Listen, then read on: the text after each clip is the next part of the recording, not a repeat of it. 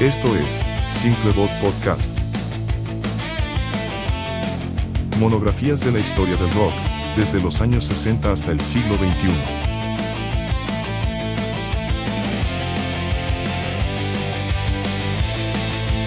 Conducido por Marissa Simpson y Juan Pleite. Bienvenidas y bienvenidos a esta exploración. Hoy vamos a clavarnos en unas fuentes bien interesantes sobre la historia, el impacto, todo el rollo de las mujeres en el rock. Exacto. Tenemos análisis históricos, biografías, cosas de figuras clave, bandas, desde las que empezaron todo hasta fenómenos de ahora como The Warning, incluyendo la escena mexicana, claro. Sí, un panorama bastante completo. La idea es ver cómo le hicieron estas mujeres para navegar una industria, pues, complicada, ¿no? Casi siempre dominada por hombres. ¿Qué rompieron? ¿Qué influencia tienen? ¿Cómo se cuentan sus historias? Vamos a hablar de Janis Joplin, Patti Smith, The Runaways, Kenny Los Eléctricos. Bueno, ya mencionamos a The Warning. Ok, a ver, vamos a entrarle. Perfecto. Y creo que para empezar hay que decir algo que todas las fuentes señalan. El rock and roll, en sus inicios, era un club de Toby, básicamente. Muy masculino. Ajá. Y eso, casi de inmediato, pues generó un patrón de invisibilizar o a veces hasta explotar lo que aportaban las mujeres. Lo interesante es ver cómo esas dinámicas de control por un lado y de lucha por la autonomía por el otro se armaron desde el principio. Esas dinámicas iniciales son clave, ¿no? A ver cómo se veían en la práctica. Pues mira, un ejemplo tempranito y súper claro que sale en las fuentes es el de Big Mama Thornton con Hound Dog. Ah, claro. Ella la graba en el 52, le va bien en las listas de R&B, pasan 4 años, llega Elvis, la graba y, bueno, se vuelve un fenómeno mundial. Este caso es como una ventana perfecta a ese patrón que se repite, la invisibilización, sobre todo de mujeres negras, donde el éxito, la autoría, se la quedan figuras masculinas más dominantes. O sea, no era nomás no dar crédito, sino a veces borrar de plano la contribución original para la mayoría de la gente. Exacto. Y no solo era la autoría, también estaba el control directo. Los famosos girl groups de los 60, otro ejemplo clarísimo. Sí. Los productores hombres tenían un poder casi absoluto.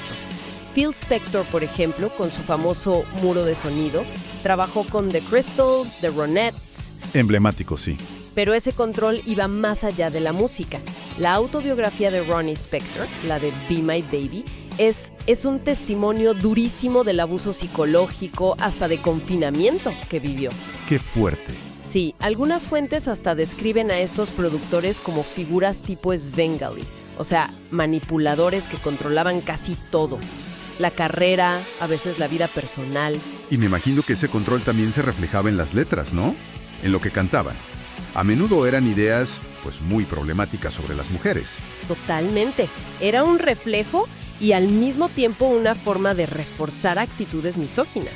Hay un caso que es extremo. Hit Me, and It Felt Like a Kiss, de The Crystals, del 62. Uy, esa. La letra tal cual justifica la violencia. Me pegó y me puse contenta porque sé que le importo. Fue tan fuerte incluso para esa época que la radio la tuvo que quitar. Impactante. ¿Y era algo común o fue un caso aislado? No, ¿qué va? Lamentablemente encontramos referencias a letras de gigantes, The Rolling Stones, los Beatles, que hoy dices, órale, por la carga de celos, posesivos, hasta amenaza violenta. Híjole. Eran actitudes como normalizadas en muchas canciones populares que, como señalan algunos análisis, pues le llegaban a un público bien joven, ¿no? Moldeando percepciones. Claro. Que, ojo, también hubo como chispazos de desafío. Dionne Warwick cantando Acéptame por lo que soy, en Don't Make Me Over, también del 62. Una acepción temprana, pero ahí estaba. Ok, frente a este panorama, este control, estas letras, pues era inevitable que surgieran figuras que dijeran, a ver, no, que rompieran esos moldes. Exacto. Y aquí es donde la cosa se pone, yo creo, más interesante. ¿Cómo respondieron algunas? Pensemos en figuras que de plano desafiaron esas expectativas. Imposible no pensar de entrada en Janis Joplin. Esa voz, esa presencia en el escenario. Una fuerza de la naturaleza, la verdad. Sin duda. Pero fíjate qué interesante cómo se ha contado su historia después de que murió. Hay un análisis de una tal Alice Masterson que consultamos que señala justo eso.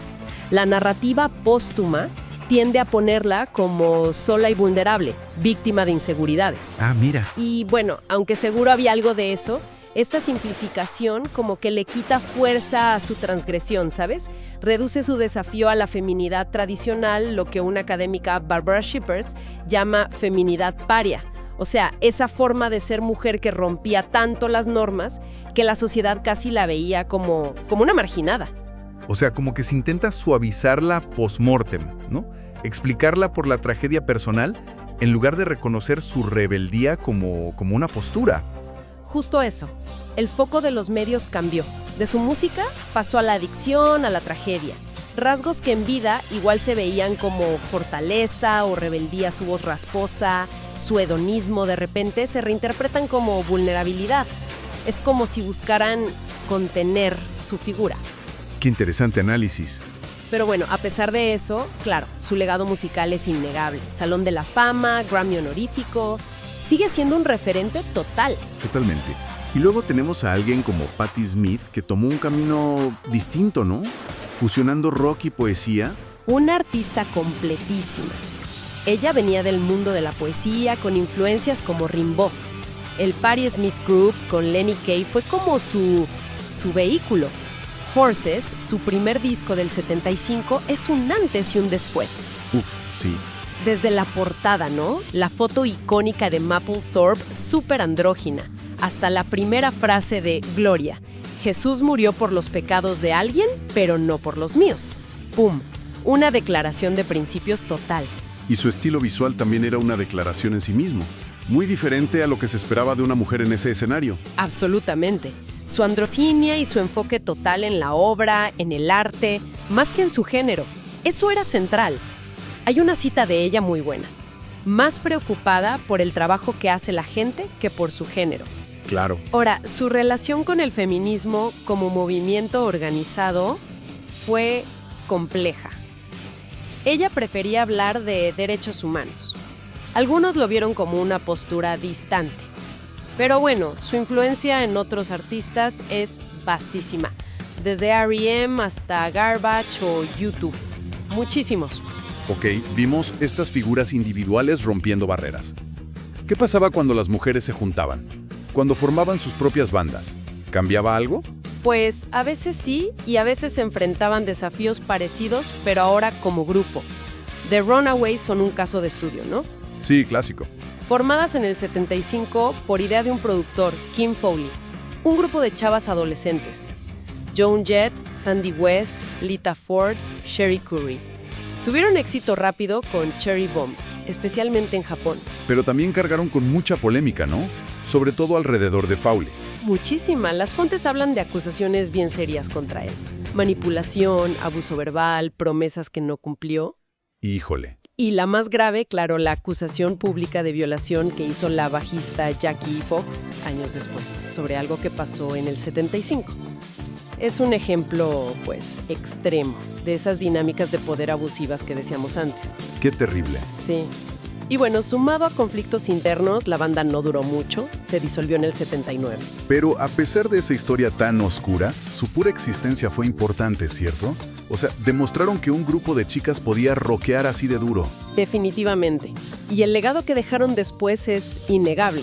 Joan Jett, bueno, se convirtió en un ícono con The Black Hearts, fundó su propio sello, Salón de la Fama. Lita Ford también tuvo su carrera. Probaron que había vida después de esa experiencia tan dura. Sí, Joan Jett es un ícono total. Autogestión, The Slits, por ejemplo. Salieron inspiradas en parte por Patti Smith, pero con una ideología distinta. ¿En qué sentido distinta? Eran más explícitamente feministas y políticas en su rollo. Buscaban romper la barrera entre artista y público. El nombre mismo, The Slits, era una provocación. Claro. Y las letras, como la de Typical Girls, era una sátira súper mordaz de los estereotipos femeninos. Las chicas típicas se preocupan por los granos, la grasa, olores falsos apestosos. Directo. Hay una cita buenísima de Ari Op, la vocalista, que encontramos por ahí, donde dice que fueron como la primera banda de chicas en construirse ellas solas, controlar su música, su imagen, sin que nadie más metiera mano. Es un contraste fuerte con el modelo de Fowley, ¿no? Totalmente. Y esa búsqueda de autonomía total quizá explica por qué, como sugieren algunas fuentes, la industria las vio como difíciles de manejar. Y chance por eso no tuvieron la fama masiva de bandas de hombres contemporáneas como los Sex Pistols, a pesar de lo originales que eran. Tiene sentido. Bueno, y toda esta historia, esta lucha de mujeres abriendo camino en el rock, tiene sus propios capítulos bien importantes en México, claro. Indispensable hablar de eso. Tenemos figuras legendarias, ¿no? Como Kenny Aviles con Kenny y los Eléctricos. Claro, Kenny. Activos desde 1980. Aunque empezaron en Los Ángeles, son pieza clave del rock mexicano. Décadas de trayectoria. Siguen vigentes, tocando en festivales grandes como el Vive Latino, sacando música nueva como su EP Alto Voltaje del 2018. Kenny es un ícono de resistencia, de permanencia. Totalmente. Un referente. Y de esa experiencia ya consolidada, pues saltamos a un fenómeno muy de ahora que está, literal, conquistando el mundo desde Monterrey. The Warning. Un caso fascinante, la verdad. Las hermanas Villarreal. Daniela en la guitarra y voz, Paulina en la batería y voz y Alejandra en el bajo y coros. Las tres hermanas. Empezaron súper jóvenes, impulsadas por el videojuego Rock Band. Y, esto es clave, por el apoyo total de su familia. Su papá es ingeniero de sonido y ha sido fundamental. Se hicieron virales con un cover de Metallica, ¿te acuerdas? Por ahí del 2014. Sí, me acuerdo perfecto. Y de ahí una escalada impresionante. Sí. Pasaron de sacar discos independientes a firmar con una disquera grande, Lava Republic Records. Lanzaron el álbum Mayday, luego los álbumes Error, producido por David Bendeth, que es un productor pesado, Ajá. y el más reciente Keep Me Fed, del 2024, producido por Anton D. Lust, y bien interesante, incluyendo temas en español como ¿Qué más quieres? Han sabido cómo balancear esa identidad mexicana con un sonido de rock muy potente y de alcance global. Y ese alcance es innegable. Han abierto para monstruos como Muse, Guns N' Roses. Imagínate. Han tocado en festivales enormes por todo el mundo. Wacken, Lollapalooza, Rock and Ring. Actuaron en los MTV VMAs. Paulina fue nombrada mejor baterista de rock por Drumeo. ¡Wow! Nominación al Latin Grammy, fueron a Jimmy Kimmel Live. Paulina hasta salió en la lista Forbes de las 100 mujeres más poderosas de México. O sea, es impresionante. y algo que varias fuentes destacan como un factor clave en su éxito, y sobre todo en cómo han manejado la industria, es precisamente ese modelo de empresa familiar. Ah, mira, parece que eso les ha dado una estructura de apoyo y de control que, pues, quizá faltó en otras generaciones. Y están a punto de dar saltos todavía más grandes. Auditorio Nacional aquí en México, el Brixton Academy en Londres, el Olympia en París. ¿Crees que ese modelo familiar podría ser una respuesta, quizá inconsciente, a esos peligros de explotación que vieron otras bandas como The Runaways? Es una hipótesis súper interesante.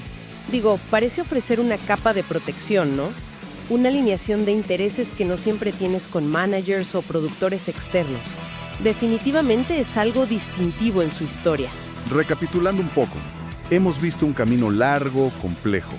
Desde esa invisibilización inicial, el control externo, pasando por la rebeldía individual de una Joplin, una Patti Smith, la fuerza colectiva, pero también los peligros de bandas como The Runaways, la autogestión de The Slits, la resistencia de Kenny y los Eléctricos en México, hasta este éxito global con aparente control de The Warning. Sí, el hilo conductor, creo, es esa lucha constante contra las restricciones impuestas por ser mujer en ese mundo y la búsqueda de autonomía. Autonomía creativa, autonomía narrativa. Las estrategias, como vimos, cambian. La confrontación directa, la androginia, el enfoque en el arte, crear tus propias estructuras de apoyo. Claro. Y siempre presente la batalla por cómo se cuenta tu historia. Lo vimos clarísimo con Joplin, ¿no? Cómo se intenta como neutralizar esa figura transgresora. Es un recordatorio de que la representación y quién controla el relato es fundamental. Exacto. Y justo viendo el éxito y el aparente control creativo que tienen bandas como The Warning hoy, pues surge una pregunta inevitable, ¿no? Para reflexionar. ¿Cuál sería esa pregunta? Pues reconociendo que sí ha habido un progreso, claro que sí, han cambiado realmente las estructuras de fondo.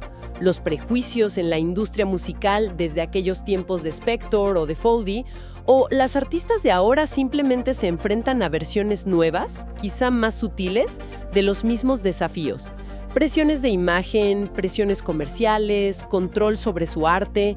No sé, es algo para seguir observando, ¿no crees? Una pregunta crucial, sin duda, nos deja pensando. Muchísimas gracias por acompañarnos en esta exploración a fondo. Gracias a ti. Esperamos que estas historias inspiren a seguir escuchando, a seguir descubriendo el trabajo increíble de todas estas mujeres, pioneras y contemporáneas. Hasta la próxima.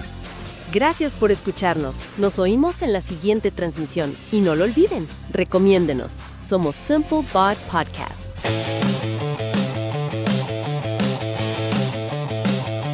Esto fue Simple Bot Podcast.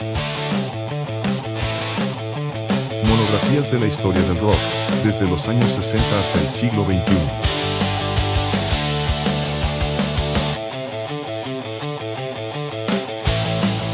Conducido por Marissa Simpson y Juan Pleite.